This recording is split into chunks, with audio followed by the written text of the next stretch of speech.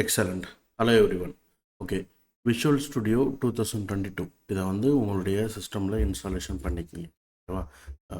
அதுக்குன்னு official website link இருக்குது. அதில் போய்ட்டு நீங்கள் விஷுவல் ஸ்டுடியோவை டவுன்லோட் பண்ணிக்கலாம். ஒன்ஸ் இன்ஸ்டால் பண்ணதுக்கப்புறம் கிரியேட் நியூ ப்ராஜெக்ட். ஓகேவா? இது விஷுவல் ஸ்டுடியோ ஓப்பன் பண்ணி கிரியேட் நியூ ப்ராஜெக்ட் இதை ஓப்பன் பண்ணிங்கன்னா உங்களுக்கு லிஸ்ட் ஆஃப் டெம்ப்ளேட்ஸ் வந்து டிஸ்பிளே ஆகும். ஓகே, அந்த மாதிரி லிஸ்ட் ஆஃப் டெம்ப்ளேட்ஸ் வந்து டிஸ்பிளே ஆகும். இதில் நீங்கள் ஃபஸ்ட்டு சூஸ் பண்ண வேண்டியது இந்த ஆல் லாங்குவேஜஸ் அப்படின்னு சொல்லிட்டு இல்லையா, இதில் போய்ட்டு C# சூஸ் பண்ணிக்கோங்க. அதுக்கு அடுத்தது இந்த இதில் வந்து பார்த்தீங்கன்னா ஆல் ப்ராஜெக்ட் டைப்ஸ்ன்னு சொல்லியிருக்கோம். அதில் வெப். ஓகேவா? இதில் வெப்னு சொல்லிட்டு இருக்கும். இதை சூஸ் பண்ணிக்கிட்டு இப்போ நம்ம கிரியேட் பண்ண போகிற அப்ளிகேஷனுடைய டைப் வந்து பார்த்திங்கன்னா ASP.NET வெப் அப்ளிகேஷன். ஓகேவா? நீங்கள் இது சர்ச் பண்ணலாம். ASP.NET.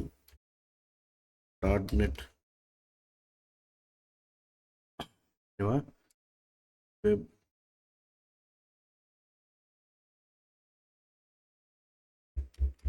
அப்ளிகேஷன். ஓகே, இதில் பாருங்கள் ASP.NET web application .NET framework. ஓகேவா?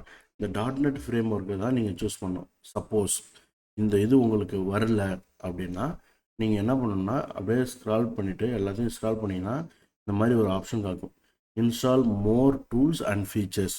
ஓகேவா? நீங்கள் இதை சர்ச் பண்ணும்போது உங்களுக்கு கிடைக்கல அப்படின்னா இதை கிளிக் பண்ணுங்கள். இதை கிளிக் பண்ணால் உங்களுக்கு இந்த இன்ஸ்டாலேஷன் விண்டோ ஓப்பன் ஆகும். நீங்கள் விஷுவல் ஸ்டுடியோ இன்ஸ்டால் பண்ணியிருப்பீங்க இல்லையா, அந்த விஷுவல் ஸ்டுடியோ இன்ஸ்டாலர் பேஜ் வந்து ஓப்பன் ஆகும். இந்த இது ஓப்பன் ஆகும். இதில் நீங்கள் கரண்ட்டாக என்ன வேர்ஷன் இன்ஸ்டால் பண்ணியிருக்கீங்களோ அந்த வேர்ஷனில் ஒரு சில சேஞ்சஸ் நீங்கள் வந்து ஆட் பண்ணணும். ஓகேவா? அது என்ன அப்படின்னு நான் சொல்கிறேன். இப்போ வந்து பார்த்தீங்கன்னா நீங்கள் இன்ஸ்டாலேஷன் பண்ணும்போது இந்த ASP.NET அண்ட் வெப் டெவலப்மெண்ட் இதை செக் பண்ணியிருப்பீங்க. ஓகேவா? இதை செக் பண்ணிக்கணும்.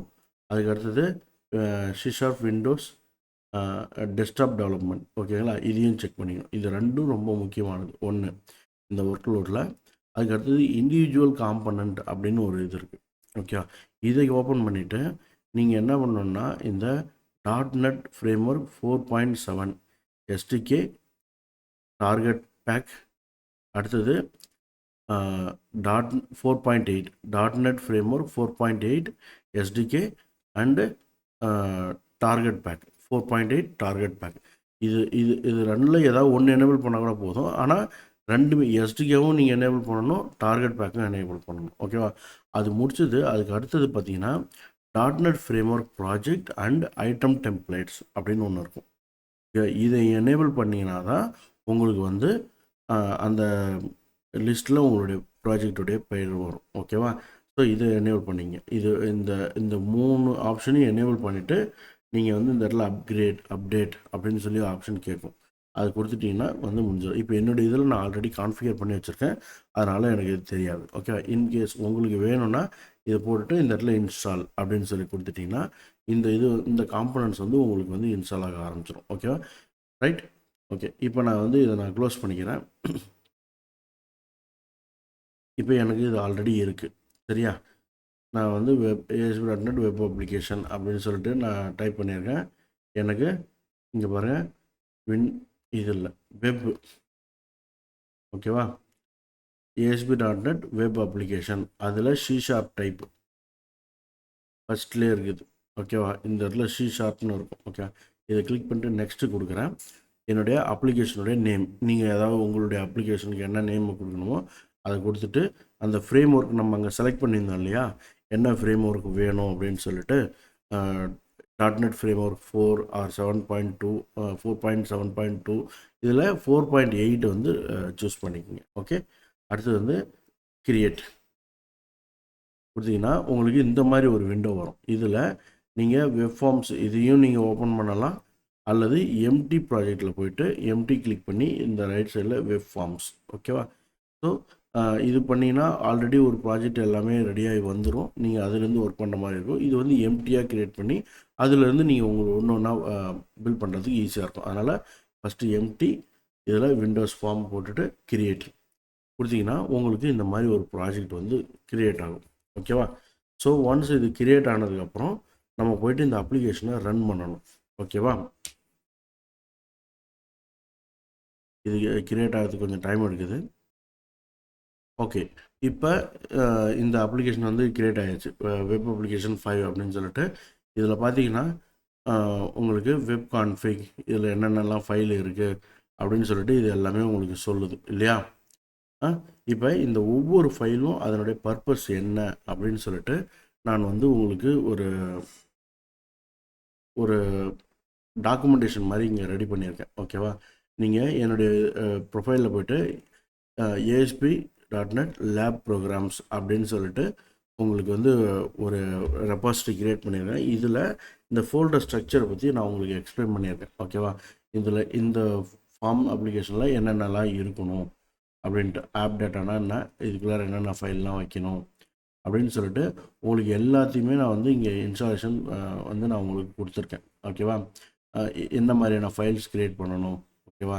ASPX ஃபைல் அப்படின்னா என்ன, அதனுடைய கோட் பிஹைண்ட் ஃபைல் அப்படின்னா என்ன அப்படின்னு சொல்லிட்டு இதில் என்னென்னலாம் நீங்கள் ஒர்க் பண்ணுவீங்கன்னு சொல்லிட்டு ஒரு சாம்பிளாக உங்களுக்கு நான் இதில் டீட்டெயில்ஸ் வந்து கொடுத்துருக்கேன். ஓகேவா?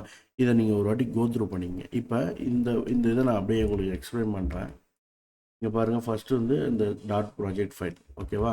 அதுக்கு அடுத்தது global.asx அப்ளிகேஷன் லெவல் ஈவெண்ட்ஸ். ஓகேவா? அப்போ உங்களுடைய அப்ளிகேஷன் எப்போ ஸ்டார்ட் ஆகுது, அந்த ஸ்டார்ட் பண்ணுற நேரத்தில் என்னென்னலாம் ப்ரோக்ராம் ஆக்டிவிட்டி பண்ணணும் அப்படின்றது தான் இந்த இதில் கொடுத்துருப்பாங்க. ஓகே, அப்ளிகேஷன் ஸ்டார்ட், அப்புறம் வந்து அப்ளிகேஷன் எண்டு, எப்போல்லாம் அப்ளிகேஷன் க்ளோஸ் ஆகுதோ அல்லது செஷன் ஸ்டார்ட், இந்த மாதிரி நிறைய இருக்குது. ஓகேவா? இதில் உங்களுக்கு என்ன வேணுமோ நீங்கள் வந்து அதை யூஸ் பண்ணிக்கலாம். ஓகேவா? இதுக்கு பேர் அப்ளிகேஷன் லைஃப் சைக்கிள் ஃபைல் அப்படின்னு சொல்லுவாங்க. ஓகேங்களா? ரைட். ஸோ இது ஒன்று. அதுக்கு அடுத்தது மாடல், ஆப் டேட்டா, ரெஃபரன்சஸ், இந்த மாதிரி வந்து இதில் நிறைய இருக்குது. ஒன்றையும் நீங்கள் வந்து ஒர்க் பண்ணி பாருங்கள். இதில் நம்ம முக்கியமாக பார்க்க போகிறது என்னென்னா இந்த ASPX file and ASPX.CS file. ஓகேவா? இந்த ASPX ஃபைலுன்றது வந்து என்னென்னா ஒரு UI ஃபைல். ஓகேவா? இப்போ எப்படி நம்ம HTML, CSS இதெல்லாம் டிசைன் பண்ணுவோமோ அந்த மாதிரி டிசைன் பண்ணுறதுக்கான ஃபைல். அதுக்கு அடுத்தது இந்த .CS அப்படின்றதுன்னா C#, அதான் இதனுடைய எக்ஸ்டென்ஷனுடைய பேர். ஓகேவா? இது என்ன சொல்லுவாங்கன்னா கோட் பிஹைண்ட் அப்படின்னு சொல்லுவாங்க. ஸோ இதனுடைய கான்செப்ட் என்ன அப்படின்னா, நீங்கள் இந்த இடத்துல HTML எழுதுருவீங்க, அந்த HTML எப்படி ஒர்க் பண்ணணும், அந்த HTML என்ன டேட்டா இருக்கணுன்ற இந்த கோட் பிஹைண்டில் வந்து நம்ம வந்து டிஃபைன் பண்ணுவோம். ஓகேவா? அப்போ ஃபஸ்ட்டு வந்து கோட் பிஹைண்ட் ஃபைல் தான் எக்ஸிக்யூட் ஆகும், அதுக்கப்புறம் HTML ஃபைல் எக்ஸிக்யூட் ஆகும். ஓகேங்களா? ஈவன் ஹேண்ட்லிங் லாஜிக், உங்களுடைய HTML அந்த UIயில் என்னென்னலாம் லாஜிக்ஸ் வேணுமோ அது எல்லாத்தையுமே வந்து என்னென்னா நீங்கள் இங்கே தான் ஹேண்டில் பண்ணுவீங்க. உதாரணத்துக்கு நம்ம UIயில் வந்து ஒரு பட்டன் கிளிக் பண்ணுறோம், அந்த பட்டனை கிளிக் பண்ணால் என்ன ஆக்டிவிட்டி நடக்கணும் அதை வந்து நம்மளுடைய கோட் பிஹைண்ட் ஃபைலில் எழுதுவோம். ஓகேங்களா? ஸோ அடுத்தது ASPX.designer.cs நம்ம வந்து ஒரு ஃபைல் கிரியேட் பண்ணோன்னா நமக்கு இந்த 3 ஃபைலும் சேர்ந்து கிரியேட் ஆகும். ஓகேவா? It is auto generated links, controls and markup code. So இது வந்து ஆட்டோ ஜென்ரேட்டட் ஃபைல். இதை நம்ம வந்து எதுவும் பண்ண போகிறோம், இதில் நம்ம எந்த சேஞ்சஸும் பண்ண போகிறோம். நம்மளுடைய ஒர்க்கு இந்த 2 ஃபைலில் மட்டும்தான் இருக்க போகுது. ஓகே, அப்போ நான் என்ன பண்ணேன், போயிட்டு இந்த அப்ளிகேஷனை ரைட் கிளிக் பண்ணி இந்த இது பண்ணி right click add new item. ஓகேவா? இதில் போயிட்டு எனக்கு இங்கே பாருங்கள் ASPX வெப் ஃபார்ம் அப்படின்னு சொல்லிட்டு இருக்குது. ரைட்டா? இதை கிளிக் பண்ணி நான் என்ன பண்ணுறேன், இந்த இடத்துல நான் ஒரு ASPX பேஜ் default.ASPX. இந்த டிஃபால்ட்ன்றது ரொம்ப முக்கியமானது. ஏன்னா இதுதான் ஃபஸ்ட்டு ஃபைல் டு ரன். ஓகேவா?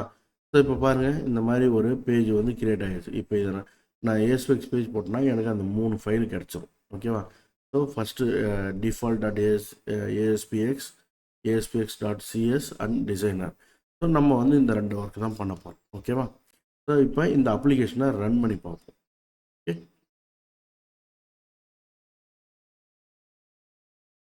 இப்போ இந்த அப்ளிகேஷனை ஜஸ்ட்டு நான் அப்படியே ரன் கொடுக்குறேன். நீங்கள் உங்களுடைய ப்ரோக்ராமில் என்ன ப்ரோக்ராம் IIS எக்ஸ்பிரஸ் இதில் ஆட்டோமேட்டிக்காக இருக்கும். இதில் கொடுத்து நான் உங்களுக்கு அப்ளிகேஷன் வந்து ஒரு குறிப்பிட்ட போர்ட்டில் வந்து ரன் ஆக ஆரம்பித்தோம். ஓகேவா? இப்போ இந்த பாருங்கள், என்னுடைய ப்ரோக்ராம் வந்து 44383 அப்படின்ற அந்த போர்ட்டில் வந்து இது வந்து ஒர்க் ஆகுது, ரன் ஆகுது. ஓகேவா? இப்போ பாருங்கள், இந்த ப்ரோக்ராம் ரன் ஆகிட்டுருக்கு. இப்போ இந்த HTML எந்த ஒரு இதுவுமே இல்லை, ஜஸ்ட்டு பிளாங்காக எம்டியாக இருக்குது. ஓகேவா? இதில் நீங்கள் ரன் பண்ணி பார்த்தாலும் இதில் நமக்கு வந்து எம்டி பேஜ் தான் கிடைக்கும். இதுக்கப்புறம் தான் நம்ம போயிட்டு என்ன இது எழுதணும். பாருங்கள், இது எம்டியாக இருக்குது. இப்போ இதில் நான் சொல்கிறேன், my first web forms app அப்படின்னு சொல்லி கொடுக்குறோம். இதில் H2 நீங்கள் நார்மலாக நீங்கள் உங்களோட HTML கோடை வந்து எழுதலாம். Okay, welcome to web forms கொடுத்து நான் சேவ் பண்ணிட்டேன். இப்போ இந்த இதில் பார்த்தீங்கன்னா ஒரு ஃபயர் ஐக்கான் மாதிரி இருக்குது இல்லையா, இதுக்கு பேர் ஹாட் ரீலோட் அப்படின்னு சொல்லுவாங்க. அல்லது கண்ட்ரோல் கொடுத்துட்டு நான் ரெஃப்ரெஷ் பண்ணேன்னா எனக்கு என்னுடைய சேஞ்சஸ் வந்து வந்துடும். இப்போ பாருங்கள், இந்த டைட்டிலில் நம்ம என்ன கொடுத்தோமோ my first web form app இது வந்துடுச்சு. அதுக்கு அடுத்தது இந்த H2ன்ற டேகில் கொடுத்தது இங்கே வந்துடுது. ஓகேங்களா? ஸோ இதுதான் வந்து ஒரு சிம்பிள் வெப் ஃபார்ம்ஸ் அப்ளிகேஷனை கிரியேட் பண்ணி அந்த ஃபார்ம் அப்ளிகேஷனுக்கு நம்ம வந்து இப்போ நீங்கள் இதில் வந்து நீங்கள் என்னென்னலாம் நீங்கள் ஒர்க் பண்ணணும்னு நினைக்கிறீங்களோ அது எல்லாமே நீங்கள் இதில் எழுத முடியும். ஓகேங்களா? இதுதான் ஒரு பேசிக்காக ஒரு வெப் ஃபார்ம்ஸ் அப்ளிகேஷனை எப்படி செட்டப் பண்ணி ரன் பண்ணுறதுன்றது. ஓகேங்களா? தேங்க்யூ.